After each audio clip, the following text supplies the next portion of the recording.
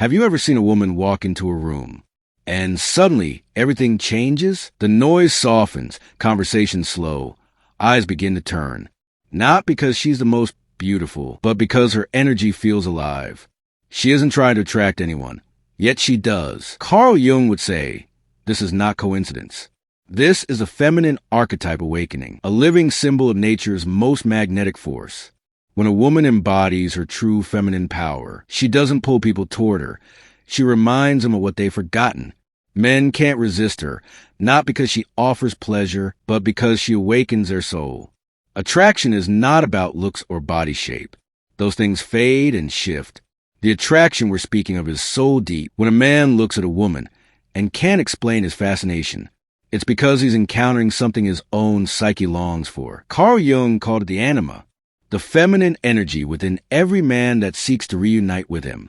When a woman stands in her true essence, calm, radiant, emotionally alive, she becomes a mirror that awakens his unconscious longing. It's not physical lust, it's psychological magnetism. Jung believed love is never random. It's a projection of our inner world. A man falls in love with a woman not because of who she is, but because she mirrors the missing parts of the soul. His inner feminine, the anima, lives in his unconscious, waiting for someone in the outer world to embody her form. That's why some women seem unforgettable. They awaken in men the part of themselves they abandoned long ago. The part that feels, that dreams, that creates. When he meets her, something inside him whispers, "You are what I've been missing." And so begins the dance of fascination.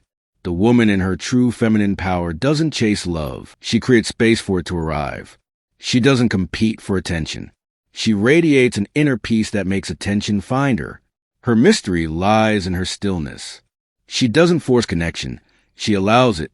And in her presence, men don't just see her. They feel themselves reflected. Her calm presence is a mirror. And most men aren't used to being seen without judgment. That's why she's unforgettable. Because she doesn't take from them. She awakens them.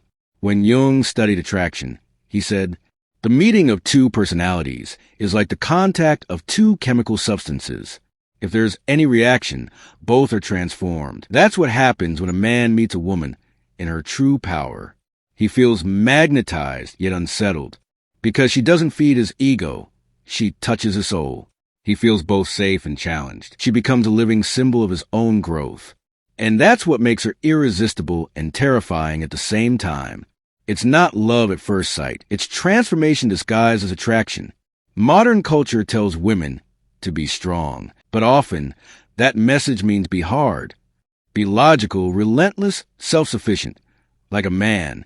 But Jung warned, when the feminine imitates the masculine for too long, she loses her natural magnetism. She becomes powerful, yes, but empty inside. True strength doesn't come from control. It comes from connection with self, with emotion, with intuition. When a woman reclaims her softness, she rediscovers her real strength, her ability to heal, inspire, and draw in, not through force, but through presence. Feminine power is not about dominance. It's about depth. It's the quiet knowing that you can move mountains without ever raising your voice. It's the way you listen, not to reply, but to understand. The way you breathe before reacting. The way you let life move through you instead of controlling it. That's the essence of feminine. Fluid, receptive, and endlessly alive. Men can't name it, but they can feel it. It's the energy of peace in a chaotic world. Every woman carries an invisible field. Her emotional frequency. When she is in tune with herself, her feelings, her body, her intuition, this field becomes magnetic.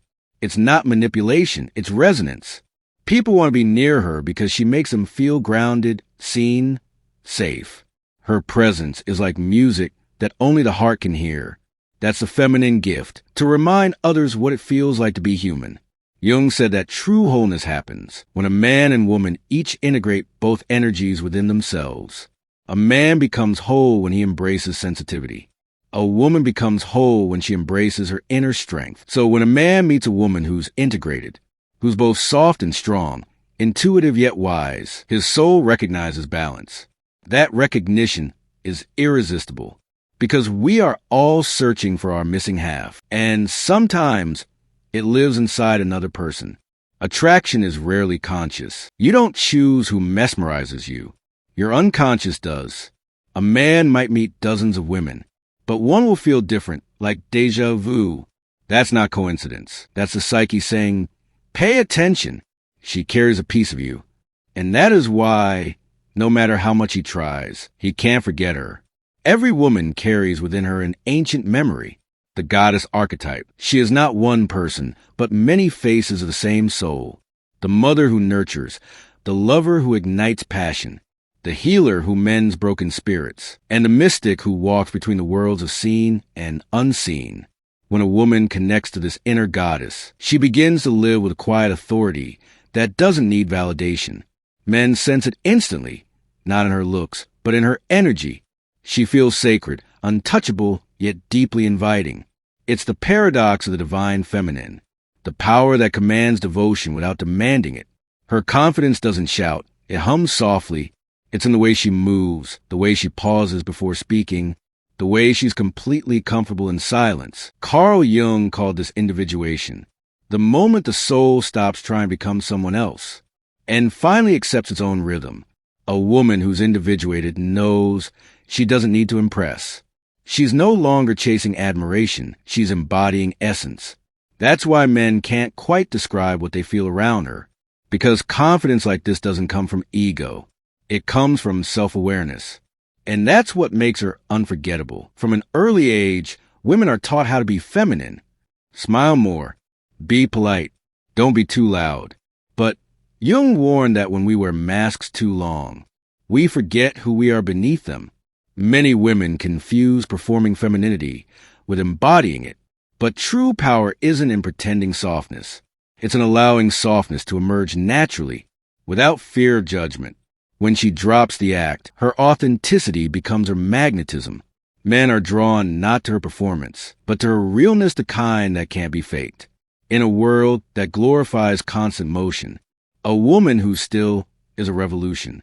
Her calmness isn't laziness, it's mastery. She doesn't react to every word or emotion. She chooses when to speak and when to simply be. That kind of presence unnerves a masculine, because most men are used to controlling. But you can't control water. You can only respect it.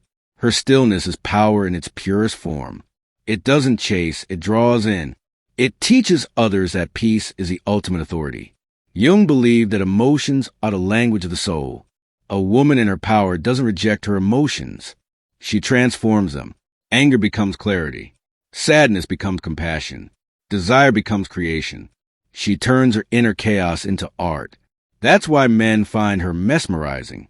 Jung warned that when women suppress their natural energy and live only through masculine ideals of control and achievement, they become disconnected from the soul. They may succeed but feel hollow, because the feminine isn't meant to fight life. She's meant to flow with it. When she returns to her natural rhythm, peace returns. Her power is not in competition. It's in connection. We often hear, the future is female. But Jung would say, the future is balanced. Humanity has lived too long in masculine excess, logic without feeling, progress without meaning. The rise of the feminine is not a rebellion against men. It's a restoration of harmony. When women embrace softness without shame, and men embrace vulnerability without fear, the world begins to heal. That's the real revolution. Wholeness, not war.